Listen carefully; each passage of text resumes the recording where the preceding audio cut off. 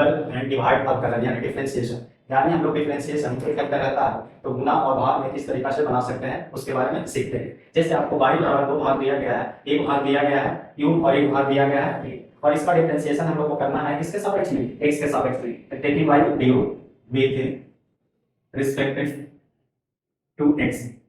तो dy बटा ये dx हो जाएगा। और जब दो फॉर्म में डिफरेंशिएशन रहे तो v वाले भाग को पहले ले लिया जाता है और u वाले भाग का डिफरेंशिएशन होता है, बीच में प्लस दिया जाता है। अगर मल्टीपल में दिया रहे तो प्लस दीजिएगा। अब u वाला क्रिया हो गया तो u वाला को बाहर कर दीजिए और v को अंदर करिए, ये हो गया आपका फॉर्मूला। अब इस आधार पर एक क्वेश्चन सीखते हैं बनाने के लिए। जैसे क्वेश्चन दिया गया है, क्वेश्चन नंबर पहला है y बराबर ex into sin x दिया गया है। अब इस चीज को हम लोग डिफरेंशिएशन करते हैं, कितने भाग में बटा हुआ है, दो भाग में, तो यानी y बराबर u को मानेंगे और एक को v, जो शुरू में रहेगा उसे u और जो बाद में रहेगा उसे v, और इसका डिफरेंशिएशन किसके सापेक्ष में करेंगे, x के सापेक्ष में, यानी du with respect to x dy बटा dx।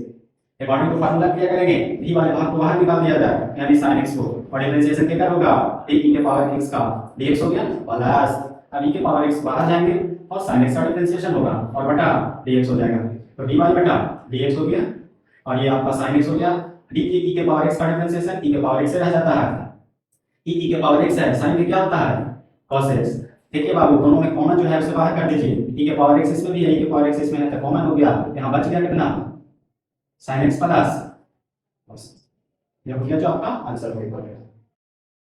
मल्टीपल वाला पढ़े थे, आज डिफरेंशिएशन पढ़ रहे हैं डिवाइड वाला, जो दो भाग में बटा हुआ होता है, और इसका जो डिफरेंशिएशन हम लोग करते हैं इसके सापेक्ष में करते हैं, x के सापेक्ष में, यानी dw और dx du with respect to x। इसका डिफरेंशिएशन इस प्रकार से होता है, तो dy बटा dx, v को बाहर कर दीजिए और u के साथ डिफरेंशिएशन करिए, और भागा है तो बीच में माइनस दे दीजिए और u को बाहर कर दीजिए और dt बटा dx हो गया अपॉन ds स्क्वायर होता है। ये आपका डिफरेंशिएशन में u बटा v का फार्मूला होता है, ये आपका फार्मूला है। और फार्मूला के हिसाब से एक क्वेश्चन बनाते हैं। जैसे आपका क्वेश्चन दे दिया जाए यहाँ sin x बटा e के पावर x दे दिया जाए,